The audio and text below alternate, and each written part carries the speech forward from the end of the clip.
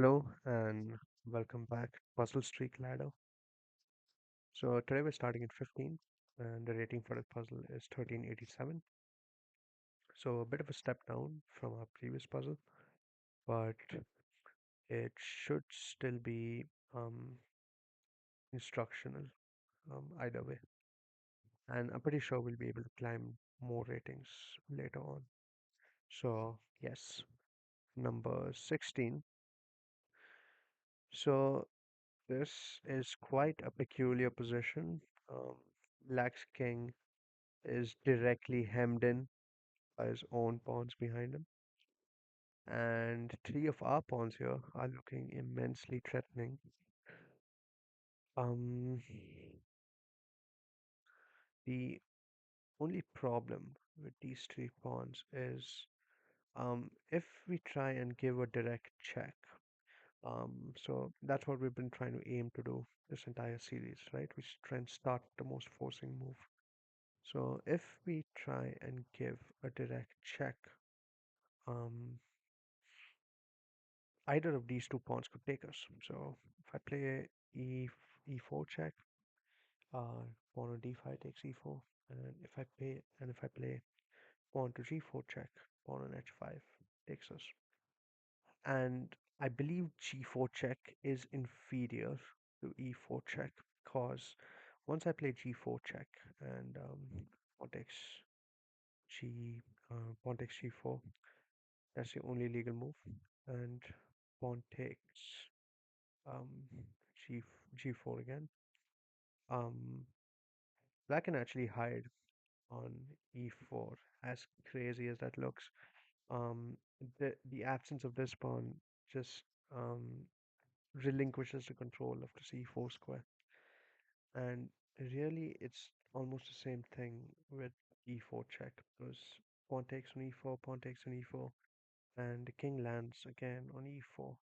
And even if we give check in that position, the king can actually just run back and if we continue giving checks, the king can actually just step forward. Um, there's also potential for the king to maybe go to d3. So that tells me that relying on the pawns or only the pawns isn't going to be that helpful. Um,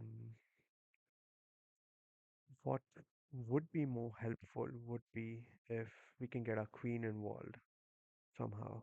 So that gives me the clue that we need to play e4 because that's the only way the queen's going to be able to see into this little like house that the black king has created. So let's calculate a bit. E4 is my impression, so we'll go with that. E4 check. Um, Pawn takes is the only move, and immediately I notice that I can bring my queen into f4, and that's actually checkmate, funnily enough. So yes, that is a checkmate in two, and I don't really see anything better than that. I don't really see a mate in one. So yes, we can go with e4 and queen to f4, checkmate. That's a good puzzle. We shouldn't be so quick to recapture is the lesson from that. So yes. Okay. Um, this one is interesting. We're in an end game right now, and this white king has a seemingly very dominant position. Um, but on the bright side, we do have a passed pawn here. With actually equal on material. Three pawns, three pawns, three pawns, and three pawns, three pawns. So and the bishops count up. So with actually equal on material, but this passed pawn for black is extremely powerful. Why is that the reason? It's simply because this white bishop is separated from this side of the board because of this extremely kind of um, this extremely intrusive wall of pawns here. Um, you can imagine if white wants to be able to see the queening square, white is going to first have to be able to get rid of this pawn and then push this pawn and then push this pawn. So that's at least five moves. And um, five moves is simply not going to be fast enough to catch the spawn if we immediately start pushing it forward. That's the entire lesson with this puzzle, to be honest. It's simply to recognize the power of this pass pawn. We don't really have to care that the king is attacking the bishop because we've already established that it's going to take white, and if he captures the bishop, it's going to take white at least maybe 6 or 7 moves to get this pawn moving so that the white bishop can actually see over here. And even if white doesn't go down this route and tries to reroute his bishop, it's not really going to be possible because the bishop has to either be on this square or this square, um, or this square or this square to be able to see the h1 square where the black pawn's going to queen. So also notice that our pawns actually control all these key squares. This pawn is blocking this guy off, so there's just no way he's going to be able to stop pawn queening if he's on these two squares.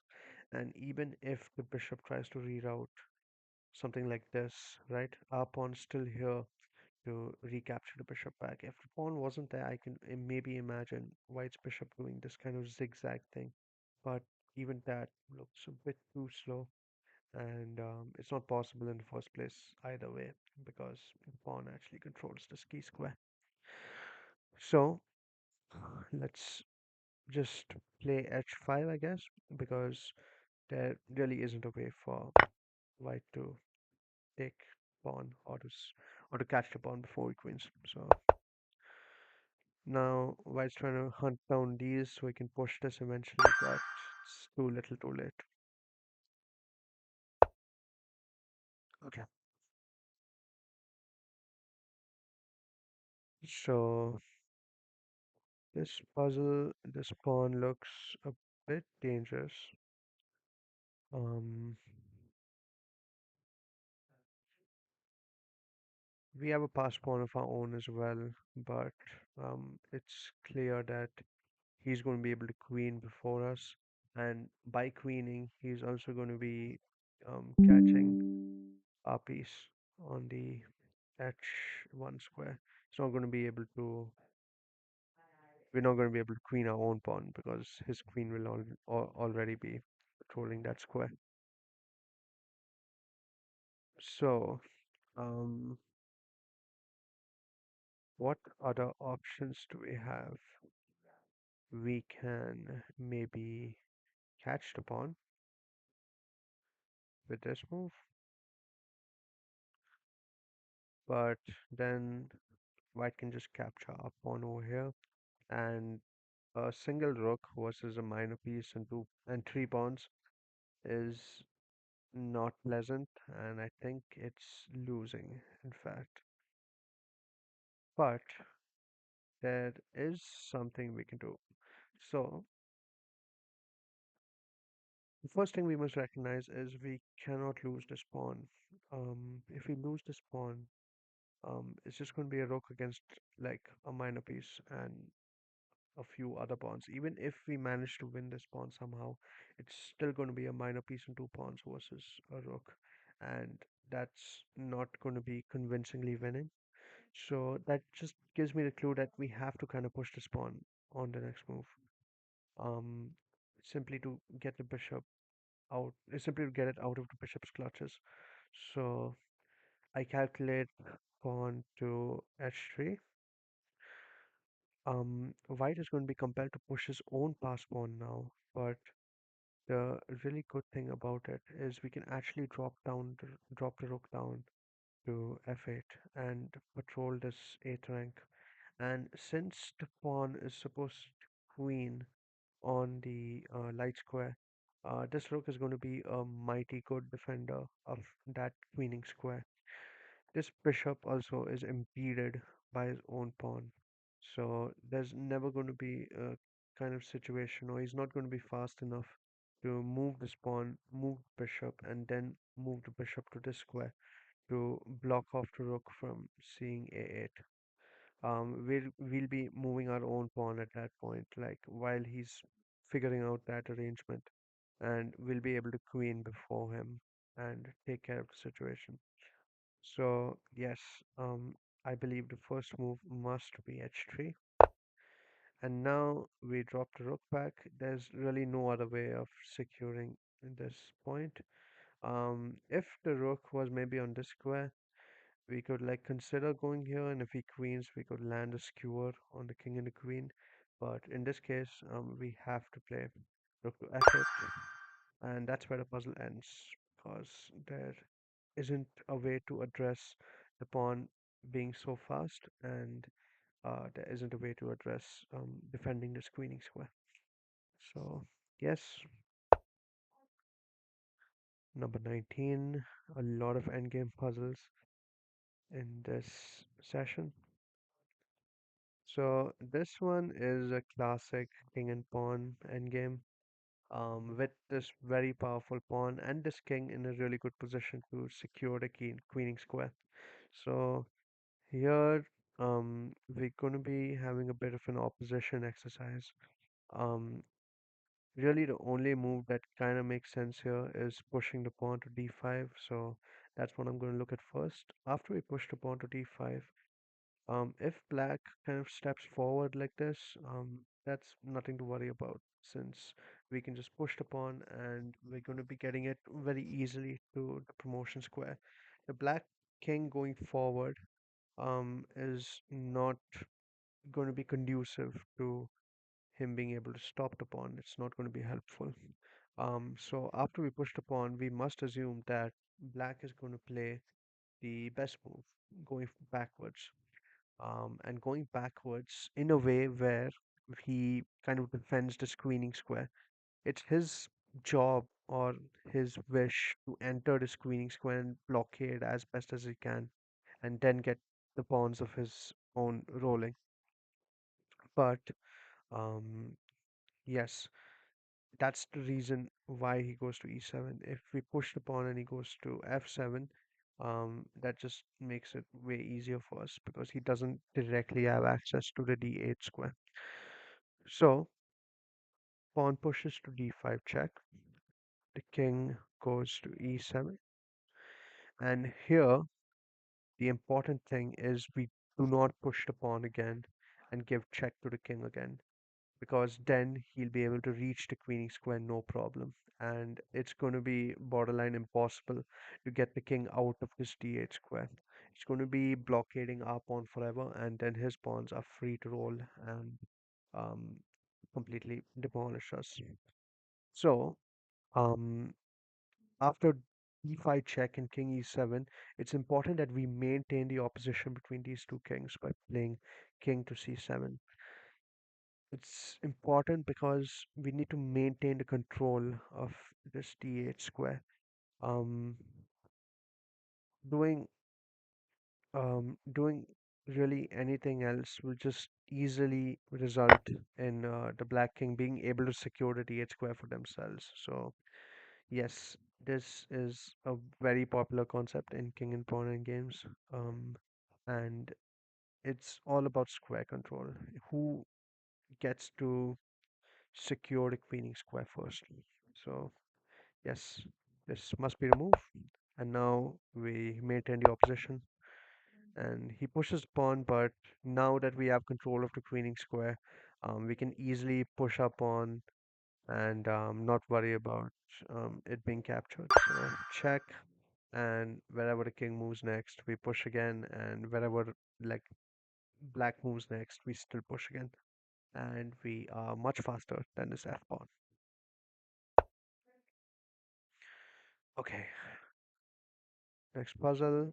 So in these types of puzzles, um, where we're checked by the opponent, I follow the elimination method.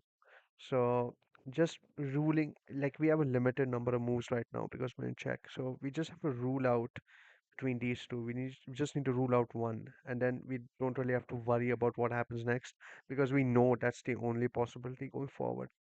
So over here, immediately I notice If I move the king down to f3, um, he has rook takes c4, and we're actually in a discovered check at that point, and we lose our queen the next move.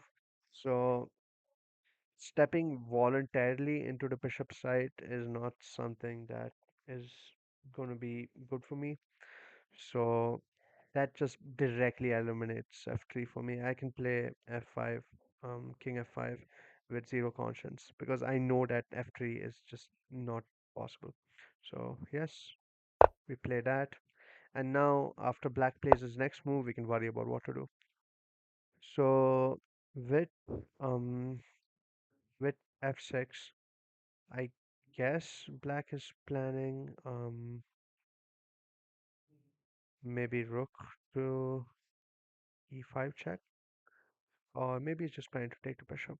But either way, um, the important thing I notice is this bishop is actually defending this rook. So if I take the bishop, it removes the defender of that rook. And the good thing is it comes with check at that point. So the king's going to do whatever, or the rook's going to recapture back. And either way, we take the rook next move.